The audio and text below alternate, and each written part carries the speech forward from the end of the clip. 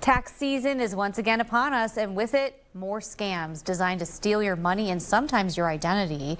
We're going to go ahead and look at the most common tax fraud scams so you know what to watch for this year. The president and CEO of the Better Business Bureau of Youngstown, Melissa Ames, joins us now to tell us what to be wary of. Melissa, great to see you, and thank you for joining us. Thank you for having me. Yes, the Wisconsin BBB in that state, they are warning consumers about a rise. What are you seeing in Ohio? Have you seen these yet? We haven't heard from anyone as of yet. I know people are starting to look for their trusted tax professionals, but sometimes it's not until we get closer to the deadline that we really start to hear of issues. Well, good to get prepared now. One of the scams that we hear a lot about are the calls from someone claiming to be the IRS. Can you tell us how to identify if this is a scam phone call? Well, first of all, the IRS is not going to call you. So what you need to do is just hang up that phone. They're going to send you a letter. If you receive a communication that you think might be the IRS, again, don't speak to that person over the phone. Contact the IRS directly or go to their website, irs.gov. Phishing seems to be an issue too when it comes to any type of scam, and taxes are not excluded here. So how can someone prevent themselves from falling victim to this? What are your top tips?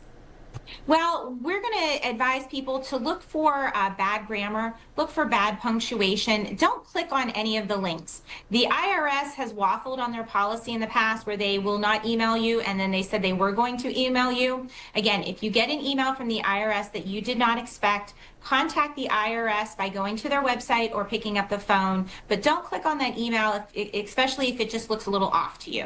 And sometimes they send letters in the mail out to people. A lot of times that's their initial correspondence. Would you say it's safe to follow up on those phone call numbers that they have on the letters, or would you say no, go to the website anyway? Verify the phone number before you call it. Because again, if you receive something through the mail and you're just calling the scam artist back. So verify the phone number before you call it. Maybe independently get a phone number for the IRS.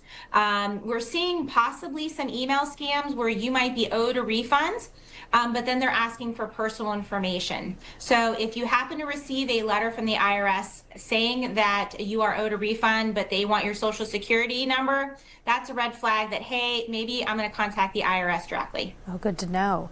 You know, a lot of people this season, they go online to file their taxes now, and so there's a lot of complications that can come from that. How can you know that all of your information is going to be safe from getting stolen on a website? What would be some of the ways to go about that? Well, first of all, make sure if you're using a tax professional, you're using a trusted tax professional. And just like anything else, make sure you're using a device that is secure. You are using a secure network. Please don't go to a restaurant and use their open network or a mall.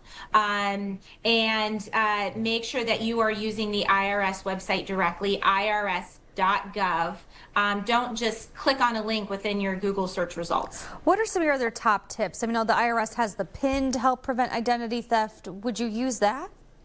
Yes, absolutely. Keep your PIN. Do not share that with anyone, and make sure you're keeping it in a secure place. And file your taxes early. Oftentimes when we talk to people who are victims of tax identity theft, some scam artists filed early and they did not figure out until later on, you know, maybe it's March or April, that someone had already filed in their name. So make sure that you're filing early. Again, don't click on any social media links.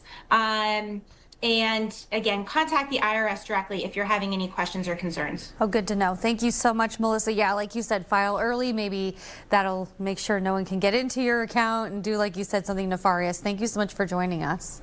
Thank you.